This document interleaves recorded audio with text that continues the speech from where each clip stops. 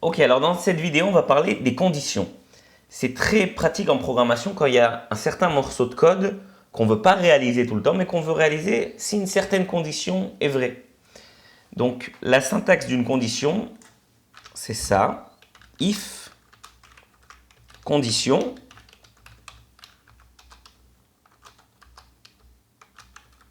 Alors, exécute ce code. C'est quoi? On va mettre directement un console log comme code à exécuter.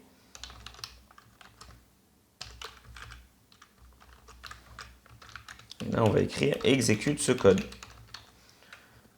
Ok? Donc, je répète la syntaxe. On a le if qui permet, ça veut dire si en anglais. Si on ouvre les parenthèses, on met la condition. La condition, c'est un booléen. Ça veut dire, par exemple, on demande si une telle variable est plus grande que 10. Ça, c'est une condition. C'est-à-dire qu'ici, la condition, ça sera toujours ou true ou false. Ensuite, on met des crochets.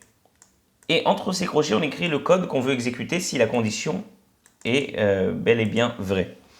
Maintenant, il y a des compléments au if. Il y a par exemple le else. Le else, ça permet de dire, ok, si ma condition n'était pas vraie, si ma condition est vraie, alors tu me fais ce code, mais si elle n'est pas vraie, ou, ça veut dire else en anglais, hein, alors tu me fais ce code-là.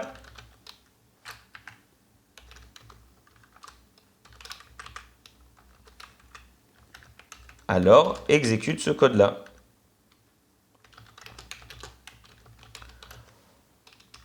Voilà. Il y a aussi encore un autre complément au if et au else qui peut exister, c'est le else if.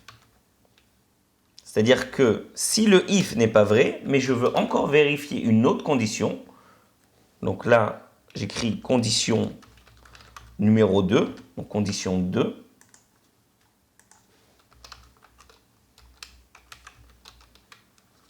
console log,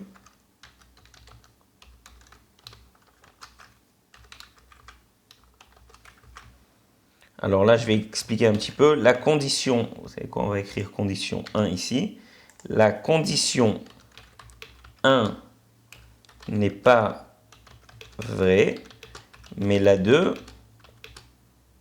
l'est. Ok? Donc, on répète ce qui se passe. Il y a le if.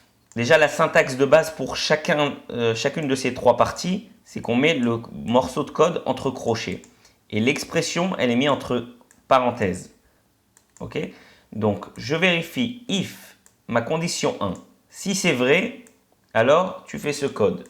Ensuite, si c'est faux, il y a un premier else if. Si c'est faux, mais qu'il y a la condition 2 qui est vraie, alors tu fais ce code. Maintenant, si ça c'est faux et que ça c'est faux, alors tu fais ce code-là. Ok, on est bon? On va prendre juste un petit exemple plus concret. Disons qu'on parle de vitesse sur la route. Voilà, speed. On va lui donner la valeur de 80. Et là, on demande est-ce que speed, vous savez quoi, on va mettre pour l'instant 70. Si ma vitesse, par exemple, sur des routes où la vitesse est limitée à 80, on dit si speed est inférieur à 80, on va écrire là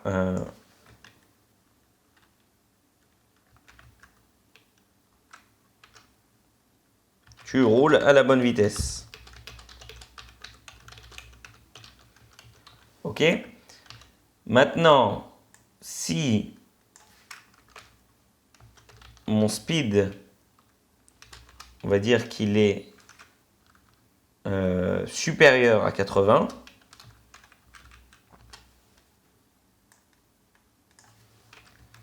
il faut que tu ralentisses.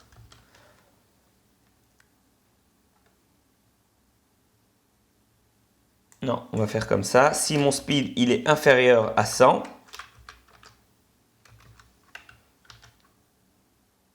il faut que tu ralentisses un petit peu.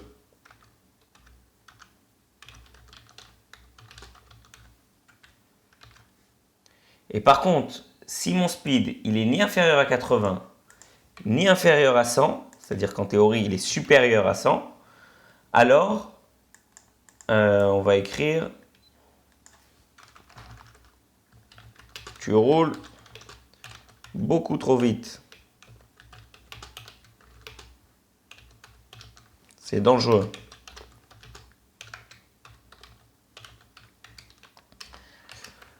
Ok?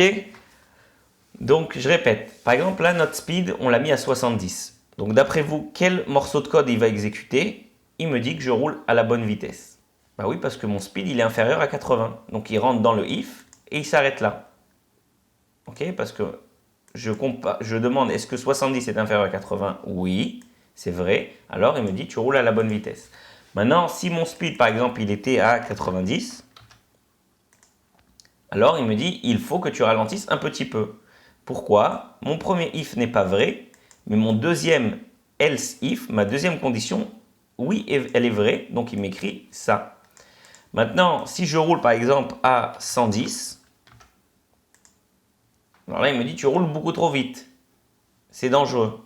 J'ai oublié un S, c'est dangereux. C'est dangereux. Donc pourquoi il passe dans cette partie? Parce que ni ça c'est vrai, ni ça c'est vrai. Donc il fait le else, c'est-à-dire la dernière option.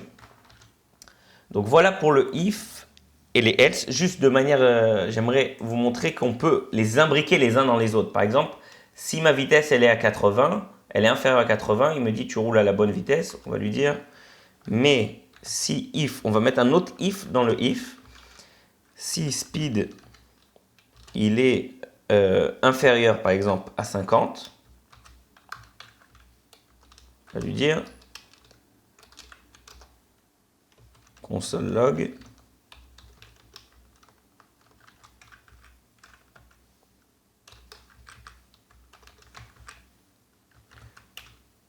accélère un petit peu. Et sinon, else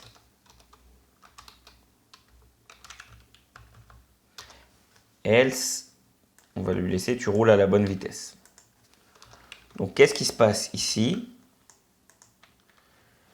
En gros, j'ai mis un if else dans ce if là. C'est-à-dire que si ma vitesse elle était inférieure à 80, alors je rentre exécuter ce code.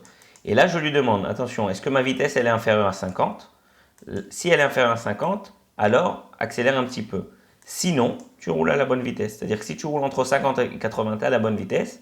Si tu es inférieur à 50, tu dois accélérer un petit peu.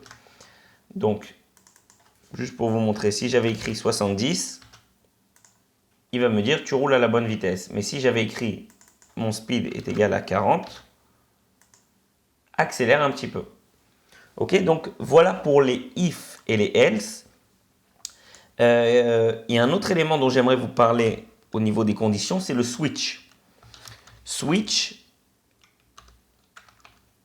la syntaxe, c'est comme ça. Donc switch variable, par exemple, ou expression, ou n'importe quoi. Alors, on met les crochets. Et là, au lieu de faire des fois plein de if et de else, on va directement faire des cas. C'est-à-dire que là, par exemple, je vais lui dire, si le cas, c'est le cas 1, alors fais-moi un bout de code jusqu'à que je t'écrive break, ça veut dire arrête-toi.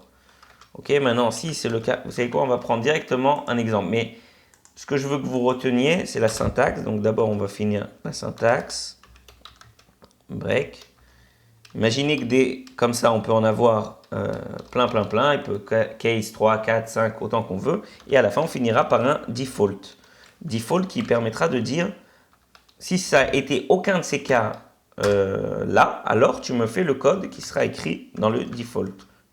Ok? Il n'y a pas de break parce que c'est la fin. Donc, voilà pour la syntaxe du switch. On va prendre un exemple sur les couleurs, par exemple.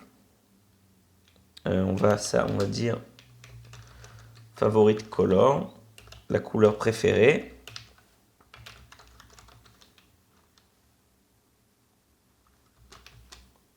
Ok, on va remplir la variable après, on va pour l'instant juste écrire ça.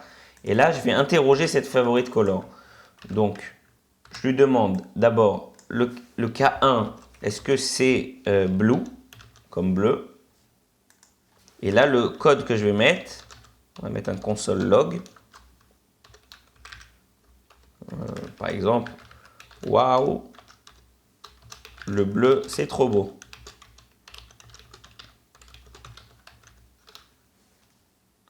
Ok, je vais rapetisser un petit peu pour que tout rentre dans une ligne. Voilà. Le cas numéro 2, par exemple, red, comme rouge.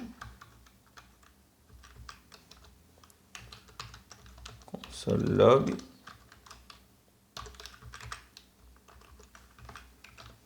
On va écrire, j'aimerais bien une voiture rouge.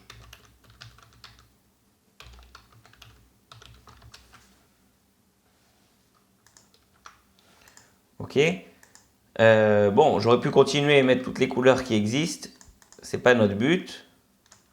Mais on va dire que si c'est pas ni bleu ni rouge, alors que je vais lui dire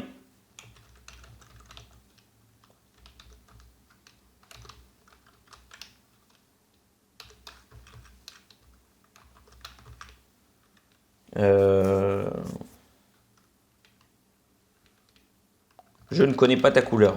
Ok.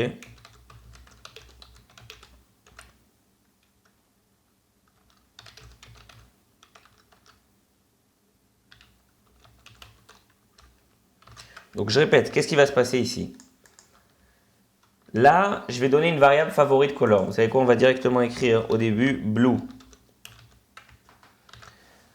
Donc là, je vais rentrer dans mon switch. Et là, je vais interroger la favorite color. Si elle est blue, alors il va me faire ce bout de code. C'est-à-dire qu'à partir du blue, il va rentrer dans le code et il va le faire jusqu'à quand? Jusqu'à qu'il arrive à un break. Break, ça veut dire arrête-toi et sors du switch. Maintenant, si ma favorite color a été rouge, donc il passe sur blue, il rentre pas. Il arrive à red, il rentre. Il imprime ça à l'écran. Il voit le premier break, il sort. Et si c'était ni blue ni red, alors il rentre dans default. Mais comme là, de toutes les façons, j'ai pas besoin d'un break parce qu'il arrive à la fin, donc il sort de toutes les façons. Donc voilà pour le switch. Juste pour vous montrer, par exemple, j'ai mis le blue. Waouh, le bleu, c'est trop beau. De la même manière, si j'avais mis le red, il m'aurait dit j'aimerais bien une voiture rouge.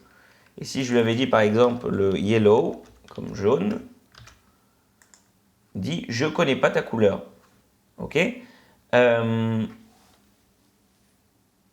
Maintenant, qu'est-ce qu'on va faire? Ah oui, si on veut mettre plusieurs cas, les réunir dans une même condition du switch. Par exemple, je veux lui dire ici case yellow.